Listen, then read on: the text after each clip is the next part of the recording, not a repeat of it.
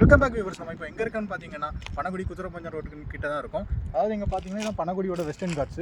இங்கே ஒரு கேப் தெரியுதுல்ல, ஐஎஸ்ஆர், இது ஐஎஸ்ஆர் மலை. அங்கேருந்து இங்கே ஒரு கேப் தெரியுதுல்ல, இங்கே தான் சவுத் வெஸ்ட் மன்சூன் ஆக்டிவ் ஆகிறப்போ மேகம் அங்கேருந்து வரும்.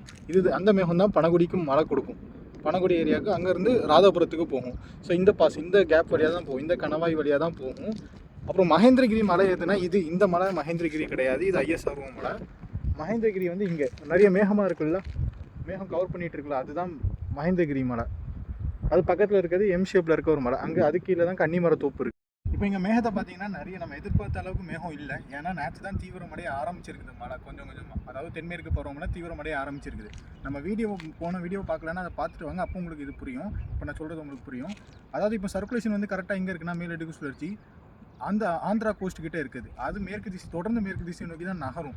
அது நகர்ந்து ஒரு கொங்கன் கோஸ்ட் கிட்ட போகிறப்ப தாழ்வு நிலையாக வலுப்பெறும். அது வலுப்பெறப்ப நம்ம நல்ல மழையை எதிர்பார்க்கலாம். மேகம் வந்து இன்னும் நல்லா நிறைய வர ஆரம்பிச்சிடும்.